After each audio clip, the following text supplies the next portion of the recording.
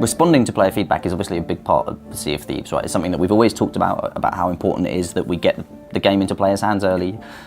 We can start testing features and testing how things are going. We're very much still building that core feature set. So although we're in that technical alpha phase and we're very much testing the kind of early game loop, we're very much looking at, are the features behaving as we're expecting? And as long as they broadly are, we're like, cool, great. Yeah. And we're moving on to building the next part of the core feature set and the next part. And so as the project moves forward and that feature set fills out, the kind of the balance of how we deal with feedback and how we prioritize it is probably going to start skewing a little bit towards more and more kind of feedback orientated and player orientated. Yeah, so after I've collected feedback of what people are saying in the forums, or like condense it down into specific feedback points, like someone said the blunderbuss is too slow to reload, based on like the amount of people that have agreed with a certain piece of feedback, or have responded to that piece of feedback. We have an intensity number, and then we'll go back into the database of all our tasks, and then we'll add a feedback item, and that will have an intensity number attached to it. So based on that, we can have say the designers, for example, they can then look at that and say, okay, so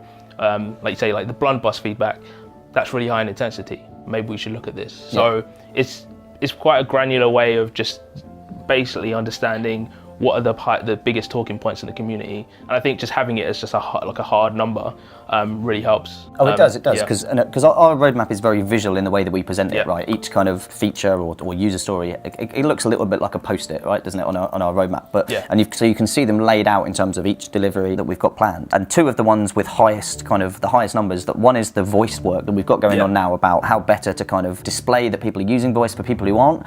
Like we can give them feedback as to why, if they've not got a mic plugged in, or their mic's not functioning properly, or whatever, or they're not set up. On the other hand, there's the non-verbal communication system has almost equal amounts of points, I think, right? Its intensity, and and it's our skill as developers to kind of go, what's our priorities, what are the things we feel are most important at this stage to kind of go ahead and prioritize, and that's probably one of the most challenging, and has a lot of debate internally in the studio, right? But it's really cool that we've got this system that allows us to see that it's important, so we'll never forget, because it's got this big flashing number on it, right? Exactly. So, it's true. Probably a month or two ago now, in the forums where people felt we weren't being open and transparent enough, so we did a post about one of the top talking points, which was the personal combat. And actually recently Mike Chapman, our lead designer, did another post about first versus third person, and the kind of design thinking behind why we want to go first person, why the immersion is so important to us. That's very much based on feedback from the community, right? About like how we're interacting, the kind of information we're sharing. And I think there's been a really positive reaction to both of those posts, and it's definitely something we want to do moving forward, right? That's quite an easy way for us to actually get out there and reach a broad set of people and answer some of the top talking points, right?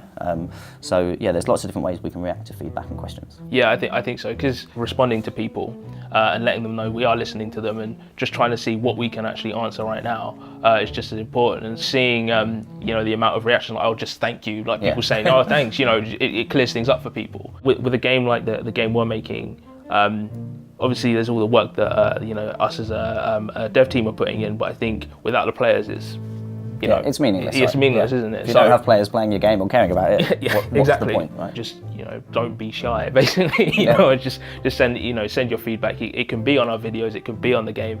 We want to hear it. We're creating this game for players. We're going to be listening to them, and we're going to be shaping this and adjusting things and tweaking things moving forward based on player feedback and what players do in our world. Right? Yeah, 100%. So this game it's for the players. Right? Yeah, it is. Is that Sony's tagline? I don't remember. Oh well.